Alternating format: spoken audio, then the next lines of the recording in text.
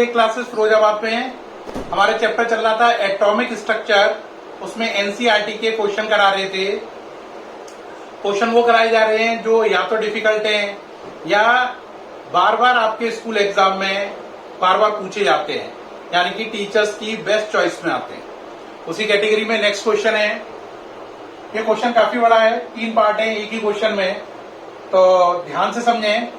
Question का first part कह रहा है right the electronic configuration of the following ions. कह रहा है नीचे 4 आयन है H+, Na+, O-2, F-1, इनके इलेक्ट्रॉनिक कॉन्फ़िगरेशन बताओ, है ना। तो पहले पार्ट में क्या कहा गया है, इलेक्ट्रॉनिक कॉन्फ़िगरेशन इन 4 चीजों के बताने हैं, H+ का, Na+ का, O-2 का, F-1 का। ठीक है बेटा, पहले पहला पार्ट करूंगा मैं, फिर सेकेंड, फिर थर्ड, 1 बाय 1 लेंगे, क्योंकि एक ही क्वेश्चन में 3 पार्ट है, काफी लेंथी क्वेश्चन है। 1 बाय 1 डिस्कस करते हैं, ठीक है। अब पहले चलो जगह बना रहे हैं, किस किस का कॉन्फ़िगरेशन लिखना है। पहला H+ का लिखना है। H पर कितना होता है बोलो, H पर होता है 1 इलेक्ट्रॉन। H+ लगा दोगे तो इलेक्ट्रॉन कितने हो गए, 0 0 हो गए, तो 1s0 0 इलेक्ट्रॉन है, 1s0 हो गया। ये इसका आंसर हो गया। अब आया Na+, ये अलग लाइन कर दी, इससे नजर आए आपको। Na का नंबर होता है 11, कितना होता है 11, तो 11 नंबर होता है और आपने इस पे प्लस लगा दिया है, तो इसका मतलब इस पे इलेक्ट्रॉन रह गए 10। H का नंबर 1 होता है, प्लस लगाने से 0 हो गया था। Na का 11 होता है, प्लस लगाने से 10 रह गया। 10 के लिए 1s2, 2s2, 2p6, ओके रहा। O-2, O का कितना होता है, आंसर O का नंबर होता है 8, -2 लगाने से हो गया 10, तो 1s2, 2s2, 2p6। ये करना समझ में आया गया होगा बिल्कुल आराम से। अब बात रही सर F- का बताइए, किसका, F- का। ये जगह मिटा रहा हूं जगह बनाने के लिए। F- का सोचो, F का नंबर होता है 9, माइनस लगाने से ये भी हो गया 10 हो गया, तो सेम होगा 1s2, 2s2, 2p6। आप देखें इन तीनों का सेम आ रहा है, क्योंकि Na में 11 थे, प्लस लगने से 10 हो गए, O में 8 थे, माइनस लगने से 10 हो गए, F में 9 थे, माइनस लगने से 10 हो गए। इसलिए तीनों का कॉन्फ़िगरेशन सेम आ रहा है। और यहाँ पे ये ध्यान देने योग्य बात है कि इस वाले केस में Na+, O-2 और F-1, ये तीनों आइसो इलेक्ट्रॉनिक स्पीशीज हैं। क्या हैं, iso electronic species. Iso electronic species वो होता है जिस पर इलेक्ट्रॉन क्या होते हैं, सेम। आइसो इलेक्ट्रॉनिक स्पीशीज वो चीजें होती हैं जिन पर इलेक्ट्रॉन की संख्या सेम होती है। तो हमने साफ साफ देखा कि Na+, O-2 और F-1 में इलेक्ट्रॉन सेम है और उनका नंबर 10 है। Na में थे 11, प्लस लगने से 10 हो गए, O में 8 थे, 2 माइनस लगने से 10 हो गए, F में 9 था, 1 माइनस लगने से 10 हो गया। तो 4 चीजों के कॉन्फ़िगरेशन लिखने थे। ये H+ का है, ये Na+ का, ये O-2 का, ये F-1 का। और मैंने ये भी बताया ये तीनों चीजें आइसो इलेक्ट्रॉनिक, पढ़ पा रहे हैं, आइसो इलेक्ट्रॉनिक स्पीशीज हैं, क्योंकि इन तीनों में ही इलेक्ट्रॉन की संख्या सेम है। और वो कितनी है, 10। तो ये तीनों एक दूसरे के आइसो इलेक्ट्रॉनिक स्पीशीज हैं। इसके साथ ही बच्चों पहले इस वाले क्वेश्चन का पहला पार्ट खत्म हो गया। इस क्वेश्चन का पहला पार्ट खत्म। अब सेकंड पार्ट पे आ जाइए। ये नोट कर लिया होगा उम्मीद है, कोई दिक्कत, नोट कर लीजिए। ओके बढ़े, देखिए भाई जगह खाली करी, सेकंड पार्ट के लिए जगह बनाई। पढ़ो भाई second part. What are the atomic numbers, what are the atomic numbers of the element whose outermost electron are represented? What are the atomic numbers of the element whose outermost electrons are represented? ये numbers word लिखा हुआ है। वो कह रहा है उन element के एटॉमिक नंबर क्या हैं जिनका ये रिप्रेजेंटेशन है। 3s1, 2p3, 3p5, इनके एटॉमिक नंबर क्या है। तो जरा बेटा देखो 3s1 कब आता है, जरा सोचना। 1s2, 2s2, 2p6, उसके बाद आता है 3s1।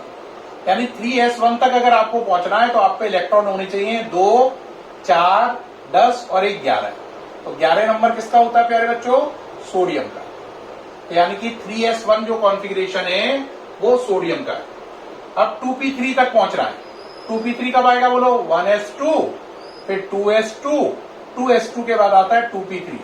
तो 2p3 तक पहुंचने के लिए 7 इलेक्ट्रॉन चाहिए। 2, 4 और 3, 7। 7 नंबर किसका होता है? नाइट्रोजन का। अब कहोगे सर 3p5 हम अपने से कर लेंगे। हाँ भाई करिए, जरा बताइए 3p5 के लिए क्या करोगे? 3p5 के लिए चलो 1s2, 2s2, 2p6, 3s2, 3p5। तो 3p5 तक पहुंचने के लिए इलेक्ट्रॉन कितने चाहिए? 2 और 2 4 और 6 10 और 2 12 और 5 17। 17 इलेक्ट्रॉन होने पर 3p5 लिखा जाएगा। तो 17 नंबर किसका होता है? Cl का। तो 3s1 का मतलब सोडियम, 2p3 का मतलब नाइट्रोजन और 3p5 का मतलब क्लोरीन। 3s1 पर एटॉमिक नंबर 11, 2p3 पर एटॉमिक नंबर 7, 3p5 पर एटॉमिक नंबर 17 होगा। और यही हमें निकालना था। इसके साथ सेकंड पार्ट भी पूरा हो गया। सामने से हट गया हूं, नोट कर लीजिए। ओके रहा। अब सेकंड पार्ट को भी यहां से क्लीन कर दिया जाए, जिससे थर्ड पार्ट करने के लिए जगह बन जाए। हटाएं इसे। अब थर्ड पार्ट सुने इस क्वेश्चन का। क्या कह रहा है? कह रहा है which atoms are indicated by following configuration. ये कौन से एटम के कॉन्फ़िगरेशन है ये जो लिखे हुए हैं? यानी कि जो कॉन्फ़िगरेशन लिखा है ए में, बी में और सी में, वो किस एटम को रिप्रेजेंट कर रहा है ये कॉन्फ़िगरेशन। अब जरा देखो He2s1। He खुद कितना होता है? 2 नंबर। 2s1 यानी 1, He में 2 इलेक्ट्रॉन, 2s1 में 1, तो टोटल इलेक्ट्रॉन कितने हो गए? 3। तो 3 नंबर किसका होता है? Li का। तो ये Li का है। अब देखो Ne के बाद क्या लिखा है? 3s2, 3p3। अब जरा सोचो, Ne के बाद 3s2, 3p3। Ne का नंबर, Ne नोबेल गैस है जिसका नंबर होता है 10 और 2 ये हैं 12 और 3 ये हैं 15। 15 नंबर किसका होता है? फॉस्फोरस का। Ne 10, 2 12 और 3 15। अब आगे चलो आर्गन। आर्गन का खुद का नंबर कितना है? 18 18, 4s2 20, 3d1 21। 18, 2 20 और 1 21। 21 नंबर किसका होता है? स्कैंडियम का। तो हमने देखा ये कॉन्फ़िगरेशन Li का है, ये फॉस्फोरस का है और 21 नंबर स्कैंडियम का होता है। किसका होता है? स्कैंडियम का। जो भी बच्चे 11th में उन्हें 20 तक तो सबके नंबर याद होते हैं। 20 तक याद है ना? पहला H, He, Li, Be। Be मतलब beryllium 4 number, 5 boron, 6 carbon, 7 nitrogen, 8 oxygen, 9 fluorine, 10 neon, 11 sodium, 12 magnesium, 13 aluminium, 14 silicon Si, 15 phosphorus, 16 sulphur, 17 chlorine, 18 argon, 19 potassium, 20 calcium. 20 तक तो याद है ना? आगे 30 तक याद रखना चाहिए। कितने तक? 30 तक। ये मैं बता रहा हूं आपको एक्स्ट्रा में। ये तो क्वेश्चन तो सॉल्व हो चुका है, ये खत्म हो गया। आप कहोगे 30 तक, 20 तक तो मुझे याद है सर, 30 तक कैसे करें? 30 तक आगे याद करने के लिए होता है साइंस टीचर वेरी क्लेवर, मांगे फीस कोई नहीं क्यों जाने। ये 21 है और ये खत्म हो रहा है 30 पर। ये 25, 21, 22, 23, 24, 25, 26, 27, 28, 29, 30। 30 तक ये याद हो जाएगा अब आपको। अब हर बच्चे को 30 तक याद होना चाहिए। 20 तक आपको याद था, 10 मैंने याद करा दिया। आगे एक बार दोबारा याद करने की ट्रिक समझ लो। साइंस, आगे बोलो, टीचर वेरी क्लेवर, मांगे फीस कोई नहीं क्यों जाने। साइंस टीचर वेरी क्लेवर, मांगे फीस कोई नहीं क्यों जाने। अब आपको 30 तक याद हो जाना चाहिए। ये 21 स्कैंडियम था, जिसका इस्तेमाल यहां पर किया था मैंने। ठीक है, इसी के साथ बेटे इस क्वेश्चन के तीनों पार्ट के मैंने आंसर दे दिए। ये क्वेश्चन कंप्लीट हुआ। अब नेक्स्ट क्वेश्चन देखें। नेक्स्ट क्वेश्चन है, ये हटा रहा हूं। नेक्स्ट क्वेश्चन देखें, what is the lowest value, what is the lowest value, what is the lowest value of n that allowed g orbital to exist। कह रहा है what is the lowest value of n that allowed g orbital to exist। ये g लिखा हुआ है, g orbital to exist। कह रहा है n की सबसे छोटी वैल्यू बताओ जब पहली बार g ऑर्बिटल मिलेगी, यानी g ऑर्बिटल को पाने के लिए n की सबसे छोटी वैल्यू क्या होगी। ठीक, देखो बेटा क्वेश्चन को क्लियर कर रहे हैं, हाल समझ में आ जाएगा। देखो पहली शेल में, फर्स्ट शेल में, फर्स्ट शेल है तो n कितना हो गया 1। फर्स्ट शेल में क्या होती है s, है ना। सेकेंड शेल में n2 होता है और उसके अंदर होती है s और p। याद आया, इसलिए फर्स्ट में केवल s होती है, इसलिए हम क्या लिखते हैं 1s। सेकंड में s और p होती है तो हम क्या लिखते हैं 2s 2p। इसी तरीके से थर्ड शेल के लिए n3 हो गया और थर्ड शेल में होता है s p d, इसलिए हम लिखते हैं 3s 3p 3d। Fourth shell के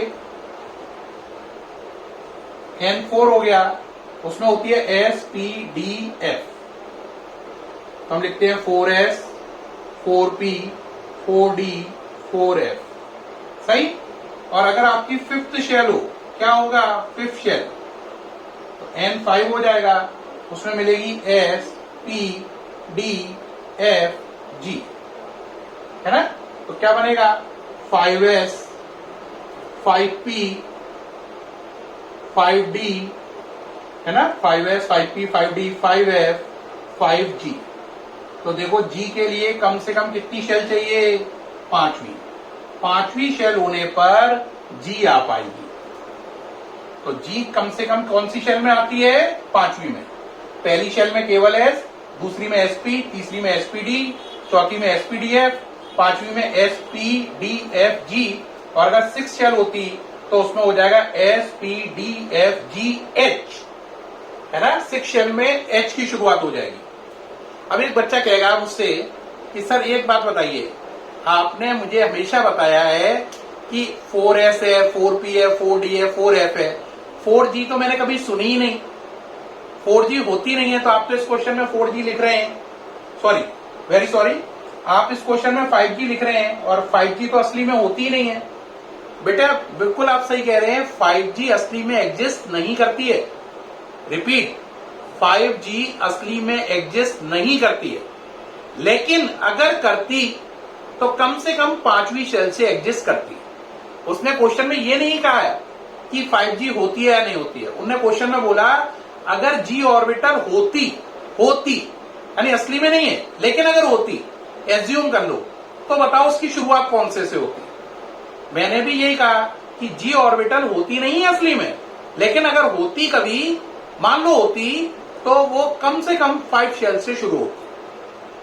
ठीक, अगर कोई इसी प्रकार से क्वेश्चन बना दे कि H सब शेल होती नहीं है, लेकिन अगर होती तो वो कब से शुरू होती, तो मैं भी यही बोलूंगा कि सही बात है, H सब शेल होती नहीं है, लेकिन अगर होती तो कम से कम वो 6th शेल से शुरू होती। कैसे, चेक करो। अगर आप 6th शेल कर दो तो n इक्वल टू 6 क्या माना जाएगा, s p d f g h। तो h को शुरुआत करने के लिए कम से कम कौन सी शेल चाहिए, 6। तो मैं दोबारा बताना चाह रहा हूं, g और h होते नहीं है, क्वेश्चन ने भी नहीं कहा कि होते हैं, बस उन्होंने ये कहा कि मान लो अगर होते तो क्या होता। तो अगर g होती तो उसकी शुरुआत कम से कम पांचवी शेल से होती, और अगर h होती तो उसकी शुरुआत कम से कम छठवीं शेल से होती। रियल में ना 5G एग्जिस्ट करती है, ना 6H एग्जिस्ट करता है। Is it okay? ये सामने से हट गया हूं, ये सारा नोट कर सकते हैं कहां से कौन शुरू हुआ। ठीक है, उम्मीद है बच्चों पूरा वीडियो आपको बहुत अच्छा लगा होगा और अल्ट्रा क्लियर हुए होंगे, कॉन्सेप्ट पूरा समझ में आ रहे होंगे, न्यूमेरिकल बहुत डीपली जाके, और कह रहे होंगे हाँ न्यूमेरिकल की छोटी छोटी बारीकियां भी सर बहुत अच्छी बता रहे हैं। उम्मीद है आपको वीडियो बहुत पसंद आया होगा। अगर बहुत पसंद आया हो तो प्लीज लाइक करें। ठीक है, थैंक यू।